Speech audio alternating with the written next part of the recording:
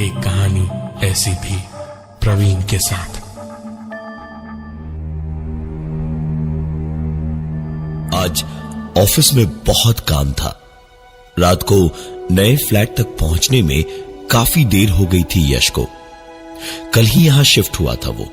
राहुल ने भी यश को कल यहां शिफ्ट करने में काफी मदद की थी। रात को यहीं रुका था और सवेरे सवेरे दोनों साथ ही ऑफिस गए थे। पूरी बिल्डिंग बिल्कुल शांत थी। झिंगुरों के अलावा कोई दूसरी आवाज नहीं थी। बिल्डिंग के बाहर लगा गेट खोलकर यश ने ताला लगाया और लिफ्ट की ओर जाने को यश घूमा ही था जब देखा कि सिक्योरिटी गार्ड सामने मुस्कुराता हुआ खड़ा था और बीड़ी पीता हुआ बोला, चलिए साहब, हम ऊपर तक चलते हैं, आपके साथ छोड़ आते हैं आपको।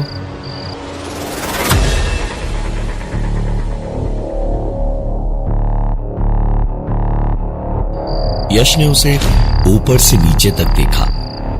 ऐसे मुस्कुराया जैसे वो इंसान नहीं कोई कीड़ा हो और जेब से 20 का नोट निकालकर उसके हाथों में देकर बोला, इसे रखो।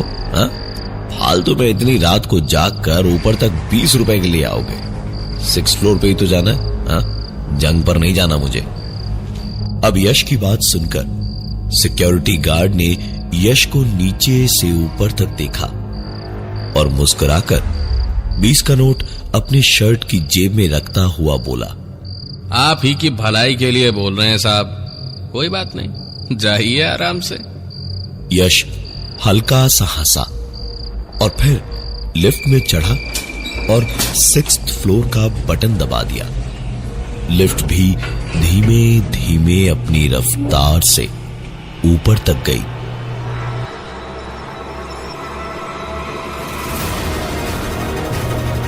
यश लिफ्ट से उतरा और लिफ्ट का दरवाजा बंद करके जेब से चाबी निकालता हुआ अपने फ्लैट का दरवाजा खोलने को पलटा ही था जब उसने देखा कि 7th फ्लोर पे जाने वाली सीढ़ियों पर एक थोड़ी उम्र दराज औरत बैठी थी। कुछ काले बाल और कुछ चांदी के धागों जैसे चमकीले सफेद। तकरीबन कुछ 60 से 65 के बीच की उम्र रही होगी उनकी। इतनी रात को यहां क्या कर रही है, यही सोचकर यश ने पूछा, अरे आप यहां क्यों बैठी हैं? किसके घर जाना है आपको? वो औरत जैसे इंसान नहीं पत्थर थी। पूरी बात को सुन के भी वैसे ही बैठी रही, न हिली न कुछ बोली। यश ने सोचा शायद ऊंचा सुनती होगी, इसलिए उसने दोबारा कहा, आंटी जी यहां क्यों बैठी हैं? अरे कहां रहती हैं आप? वो पलटी और यश के फ्लैट की ओर इशारा करके बोली, मैं यहीं तुम्हारे साथ ही तो रहती हूं।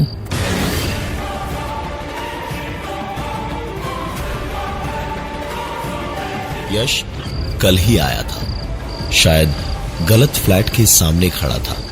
उसने पलटकर दोबारा देखा, बगल वाले फ्लैट का नंबर देखा और अपने फ्लैट का भी, और फिर उस औरत की उंगली के इशारे को दोबारा देखा और उसने कहा कि आंटी जी यहां तो मैं रहता हूं, रेंट दिया है मैंने, अग्रीमेंट साइन किया है, 609 मेरा है, 608 आपका होगा। वो औरत कुछ नहीं बोली, बस मुस्कुरा के ना में सर हिला के वैसे ही बैठी रही दरवाजे को घोरते हुए। यश भी पलटा और लॉक खोला और अंदर जाकर उसने दरवाजे को बंद कर लिया। बैग वगैरह रखकर नहा धोकर सोचा एक बार झांका जाए कि बाहर अभी भी वो औरत है या नहीं। आवाज ना हो इसलिए दबे कदमों से यश दरवाजे तक गया और आई होल से झांक कर देखा तो वो औरत न सिर्फ वहीं की वहीं बैठी थी बल्कि ऐसे दरवाजे की ओर देख रही थी जैसे वो जानती थी कि यश आई होल से झांक रहा था।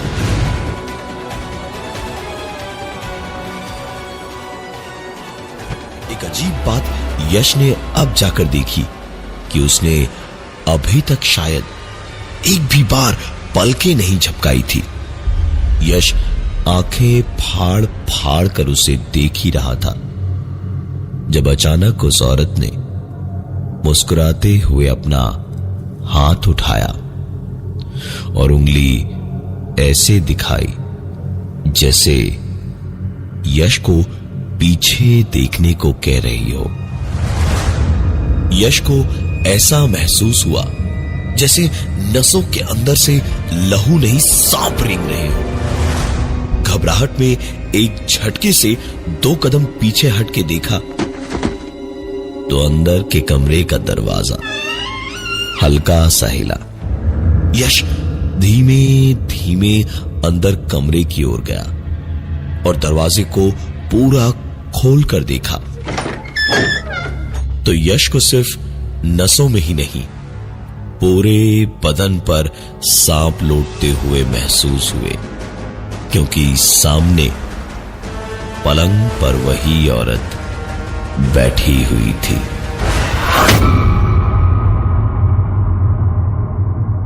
एक कहानी ऐसी भी प्रवीण के साथ। यश का हाल ये नजारा अपने सामने देखकर बेहद बुरा था। उसे ऐसा महसूस हो रहा था इस वक्त जैसे किसी ने उसे बर्फ की अलमारी में बंद कर दिया हो।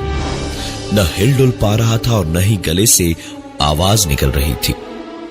एक औरत जो अभी अभी बाहर थी, बंद दरवाजों बंद खिड़कियों के बावजूद एक ही पल में बिना हिले डुले अगर अभी अंदर थी तो इसका मतलब वो जिंदा इंसान तो नहीं हो सकती थी। यश ने पूरी हिम्मत जुटाई और बाहर की ओर भागा। लिफ्ट का इंतजार न करके सीढ़ियों से ही नीचे भागा और सिक्योरिटी वाले के पास पहुंचकर उसे हाँफता हुआ बोलने की कोशिश कर ही रहा था जब हथेली में खैनी पीट कर उसे हाथों में दबाता हुआ मुस्कुराकर सिक्योरिटी गार्ड ने कहा, हमने तो पहले ही कहा था साहब, पर आप साहब आदमी। चलिए देखते हैं क्या कर सकते हैं।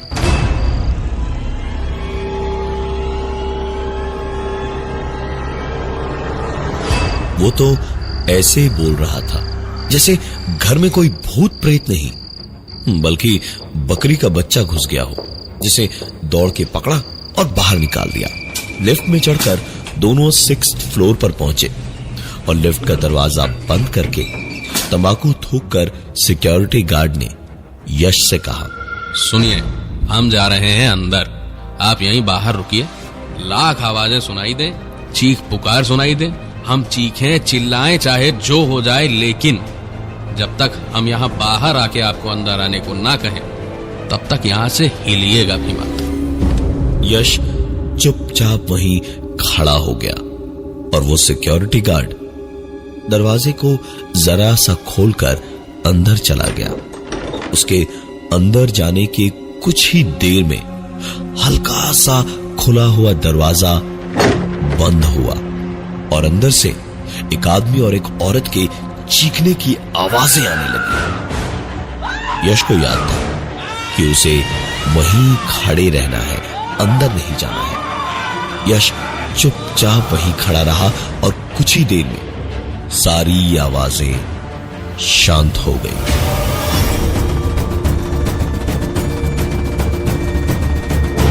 यश जानता था सारी आवाजें जब बंद हो ही गई है तो अब कोई दिक्कत नहीं है।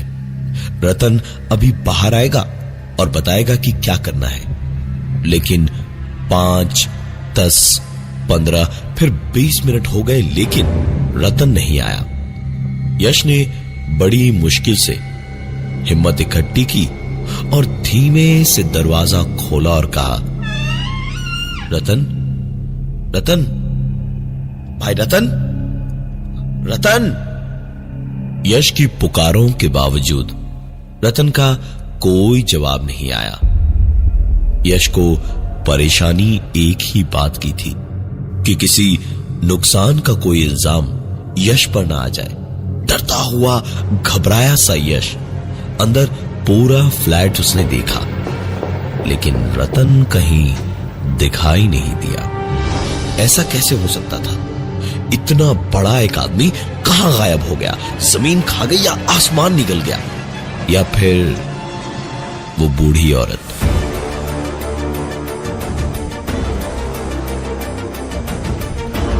यही सोचता हुआ यश अपने कमरे के अंदर घुसा और जाकर पलंग पर बैठा भर था जब सिक्योरिटी गार्ड रतन पलंग के नीचे से लुढ़कता हुआ, चीखता हुआ अंदर से बाहर आया और वैसे ही चीखता हुआ कमरे से बाहर और फिर फ्लैट से बाहर भाग गया। यश की जिंदगी 1 घंटे में इतनी ज्यादा बदल सकती थी, ये यश तो क्या, उसके फरिश्तों तक ने नहीं सोचा था। भागते हुए रतन के पीछे दौड़ा वो। रतन, अरे रतन, रतन रुको, अरे क्या हुआ रतन? रतन! रतन अंधाधुंध भागता हुआ सीधा सीढ़ियों पर जैसे उड़ता हुआ नीचे को भाग रहा था। बेचारे गरीब आदमी को कहां फंसा दिया मैंने, यही सोचता हुआ यश उसके पीछे उसे संभालने के लिए दौड़ा। लेकिन यश जैसे ही सीढ़ियों के एक जीने को पार करके दूसरे पे पहुंचा तो जहां उसे भागता हुआ रतन दिख रहा था, वहीं अब वही बूढ़ी औरत थी। एक कहानी ऐसी भी प्रवीण के साथ। यश एक पल को ठिठक के रुका तो देखा नहीं, रतन ही था।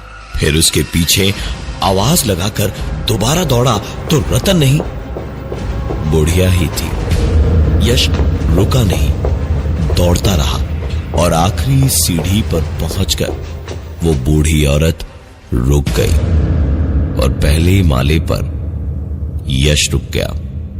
वो बूढ़ी औरत पलटी और यश को बड़े ही गुस्से में घूरती हुई मुंह खोलकर एक अजीब सी आवाज करने लगी और आखिरकार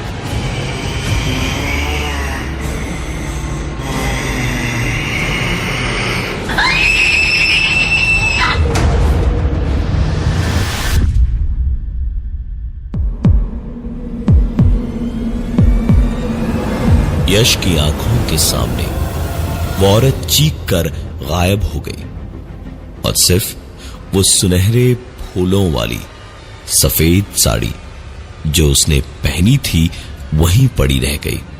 यश बेहोश हो गया। आंखें जब खुली और जब उसे होश आया तो वो अपने पलंग पर अपने ही कमरे में था। सपना देखा था उसे शायद ऐसा लग रहा था, लेकिन इतना सब कुछ था कि उसे ऐसा लग रहा था जैसे ये सब कुछ उसके साथ रात को हुआ था।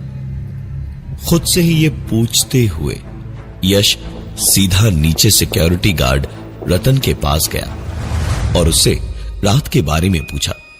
रतन ने जोर से हंसते हुए कहा, अरे साहब, हम कहां से रात को आएंगे, हम ड्यूटी पे थोड़े ही थे। बिल्डिंग में तो रात को किसी की भी ड्यूटी नहीं होती, तभी तो ताला लगाते हैं ना गेट पे।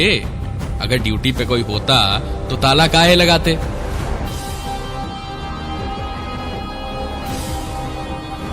यश को अभी भी यकीन नहीं था कि क्या सच है और क्या झूठ। वो जानता था कि अब पता लगाने का एक ही तरीका है। यश ने रतन को नाश्ते का सामान लाने के बहाने बाहर भेजा और जाकर सिक्योरिटी रूम में सीसीटीवी की फुटेज देखी। यश के होश उड़ गए। एक बार फिर बेहोशी सी छाने लगी घबराहट के मारे, क्योंकि फुटेज में यश को साफ साफ दिखाई दिया कि यश ऑफिस से देर से आया, ऊपर गया, हवा में ही किसी से कुछ बात भी की, फिर सीढ़ियों पर अकेला ही दौड़ता हुआ दिखा और आखिर में बेहोश होकर गिरा। लेकिन घर कैसे पहुंचा ये वीडियो फुटेज में नहीं दिखा। यश ने सोचा कि अब ऐसी मुसीबत से वो लड़े भी तो कैसे। इंटरनेट पर ढूंढा, घोस्टबस्टर टीम यानी ऐसी दिक्कतों को संभालने वाले लोगों का पता चला। उसने बात की तो रात को ऑफिस से लौटने के बाद 11 बजे का वक्त तय हुआ। वो टाइम पे ही आए और उन्होंने आकर अपने camera, infrared lights, sodium vapour bulbs, temperature motions वगैरह लगाए और फिर शुरू हुआ इंतजार।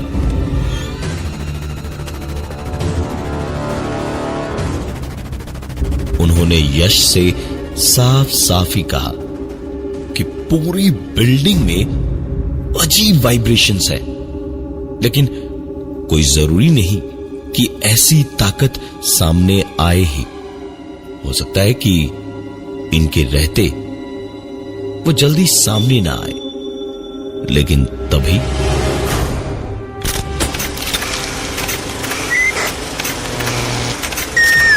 आवाजें रिकॉर्ड करने की मशीन अपने आप चलने लगी।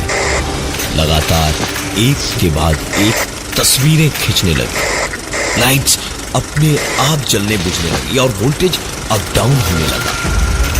एक पल को ऐसा लगा जैसे बस अभी सारे बल्ब्स फट जाएंगे और पता नहीं क्या तो होगा।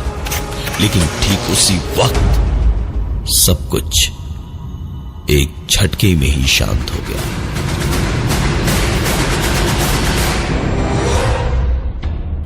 एक कहानी ऐसी भी प्रवीण के साथ।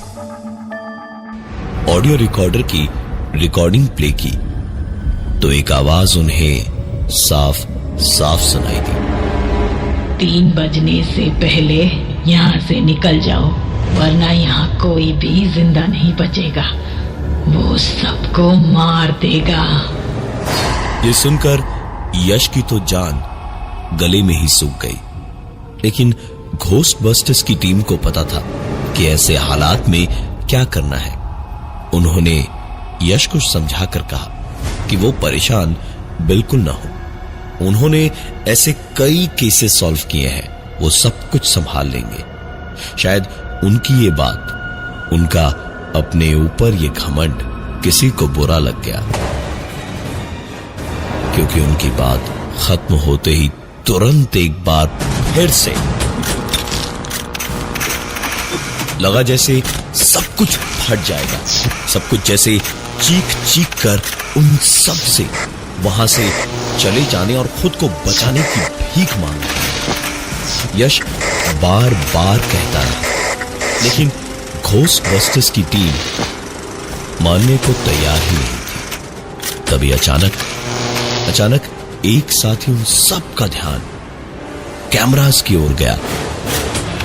हर चमकते फ्लैश के साथ अंधेरे में उन्हें वही औरत कभी यहां दिखती तो कभी वहां। अब सभी को घबराहट हुई और निकलने को पलटे ही थे जब एक आवाज गूंजी उस औरत की। तुम लोगों ने कईयों की मदद की होगी, लेकिन यहाँ तुम्हारी एक नहीं चलने वाली।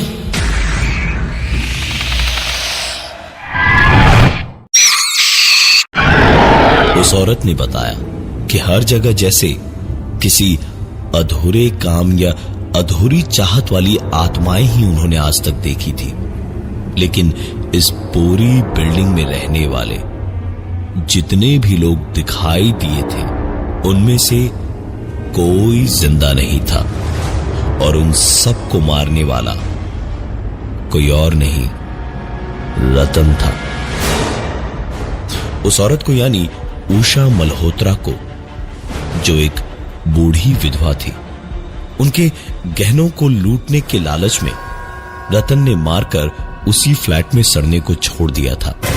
बेटा अमेरिका से उन्हें लेने आने वाला था, तो सब कुछ बेचकर पैसे जो अलमारी में थे वो और गहने वगैरह सब लेकर रतन भागा नहीं था वहां से। सब छुपा के ऐसे रह रहा था जैसे कुछ हुआ ही नहीं हो। उसके 2 दिन के बाद ही रतन पागलों की तरह दौड़ता हुआ बिल्डिंग से बाहर भागा, जैसे कोई उसके पीछे था। उसके बाद एक के बाद एक पूरी बिल्डिंग में कोई नहीं बचा। रतन ने मर के भी अपना बदला ले लिया। ये सारी बातें बताने के बाद उस औरत ने एक बात और कही।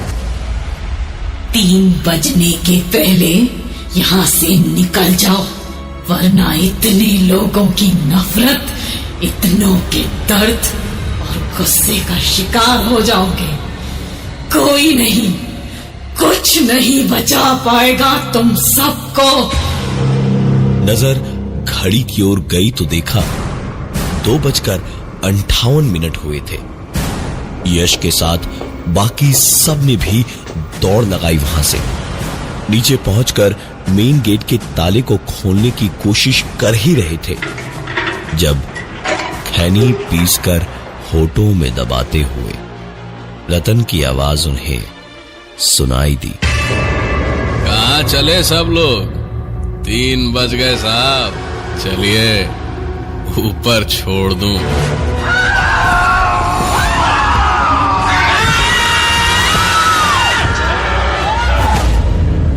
कहते हैं कि मौत और जिंदगी को खरीदा या बेचा नहीं जाता, लेकिन फिर भी मौत जब भी आती है ना, तो इस बिल्डिंग को ढूंढना नहीं पड़ता। मौत अपने आप किराए पर इस बिल्डिंग में आपको एक फ्लैट दिलवा ही देती है। मैं हूं प्रवीण, और ये थी आज की एक कहानी, ऐसी भी।